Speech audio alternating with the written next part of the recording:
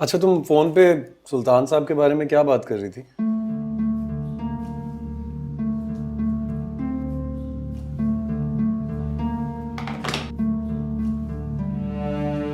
और आखिर तुम क्यों चाहती हो कि मैं ये नौकरी छोड़ूं? कोई बात हुई है? सुल्तान साहब ने कुछ कहा है तुमसे? नगीन, तुमसे बात कर रहा हूं, जवाब क्यों नहीं दे रही?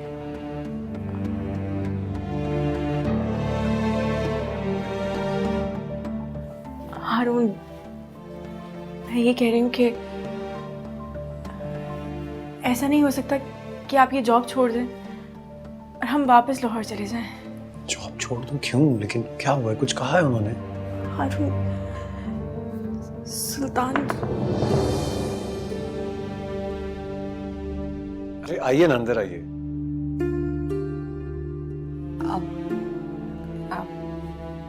I'm sorry, मैं यहाँ से गुजर रही थी तो मैंने सोचा कुछ बात कर लूँ। जी बोलिए, क्या बात है? वो जब सुल्तान आए थे तो मैं यहीं थी। उन्होंने शायद कोई रिदा के रिश्ते के बारे में बात करनी थी। रिदा की शादी? जी, आपकी अम्मी ने कहा था उनको कोई रिश्ता नजर में हो तो मुझे बताइएगा।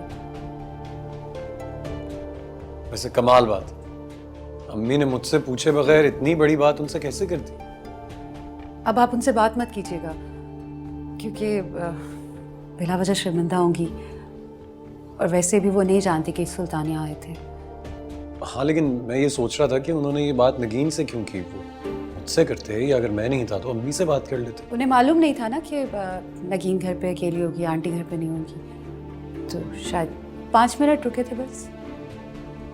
अच्छा, तो किस रिश्ते के बारे में बात कर रहे थे? कुछ बताया उन्होंने? नहीं, नहीं, वो कह रहे थे कि 2-4 रिश्ते नजर में हैं। चले। ये क्या किया आपने ये क्या किया? आप इतने बड़े झूठ को हम कैसे हैंडल करेंगे? ये सब मैंने तुम्हारे लिए किया है, तुम्हारा घर बचाने के लिए किया है। सुल्तान का नंबर दो मुझे।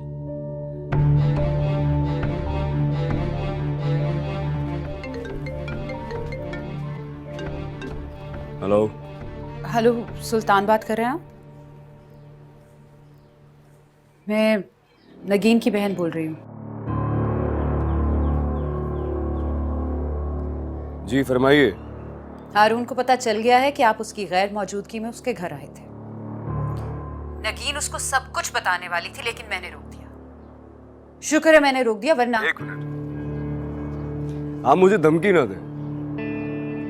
हारून जैसा मामूली शख्स मेरा कुछ नहीं बिगाड़ सकता है। उसके पास जो कुछ भी है ना, वो मेरे ही दिया हुआ है। ऐसे ही फर्ज करें, कल अगर हारून को मेरे माजी के बारे में, नगीन के माजी के बारे में सब पता चल भी जाता है ना, तो भी वो मेरा कोई नुकसान नहीं कर सकता। हाँ, आपकी बहन का घर खराब हो सकता है, उसकी फिक्र होनी चाहिए आपको। तुम चाहते क्या हो? क्या मकसद है तुम्हारा? क्यों कर रहे हो इतनी मेहरबानियां तुम हारून और उसके खानदान पे? नगीन की खुशी के लिए। अगर नगीन की खुशी इतनी अजीज है ना, तो चले जाओ इन दोनों की जिंदगी से। नगीन तुम्हारे बगैर बहुत खुश रहेगी। उससे तुम्हारी दौलत और तुम्हारी दी हुई आसाइशों में कोई दिलचस्पी नहीं है। उसे नहीं होगी, उसके शौहर को तो है ना। हारून उसे उसी वक्त खुश रख सकता है जब उसके पास वो तमाम आसाइशात हो जो मैंने उसे दी हैं। मैं ये बात कैसे मान लूं कि तुम जो कुछ कर रहे हो नगीन से हमदर्दी और उसकी भलाई के लिए कर रहे हो? सुल्तान दुरानी, मैं तुम्हें बहुत अच्छी तरह से जानती हूँ।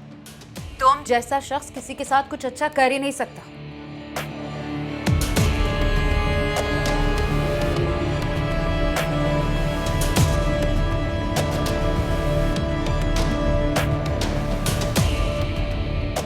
वो कह रहा है ना कि वो अपनी गलती पे शर्मिंदा है, पशेमान है वो।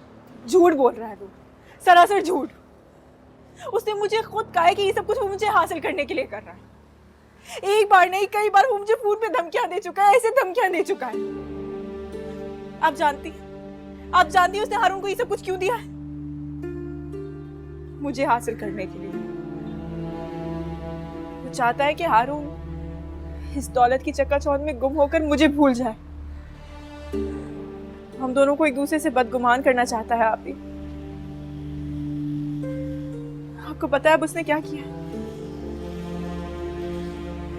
वो एक नया खेल खेल रहा है। उसने मुझे हारून और उसकी पुरानी गर्लफ्रेंड की तस्वीरें दिखाई थी। तुम अब उसका फोन ना अटेंड करो, कोई जरूरत नहीं है उसकी धमकियों के जवाब देने की। लेकिन फिर भी मुझे हारून को ये सब कुछ बता देना चाहिए। वो मेरा शौहर है, मुझे एतमाद है उस पर। एक शौहर अपनी बीवी के लिए जितना अच्छा हो सकता है, हारून तुम्हारे लिए उतना ही अच्छा है। लेकिन अपनी बीवी की पहली मोहब्बत को कबूल करे, इतना बड़ा दिल कोई शौहर नहीं करता। तो क्या चाहती हैं? खामोश तमाशाई बनकर बैठी रहूं? वो इस घर में आने के लिए रिदा को इस्तेमाल कर रहा है और ये मैं नहीं हूं। रिदा तुम्हारी नहीं, हारून की बहन है। उसका अच्छा बुरा सोचना हारून का फर्ज है। तुम फिलहाल अपने और अपने बच्चे के बारे में क्यों नहीं सोचती?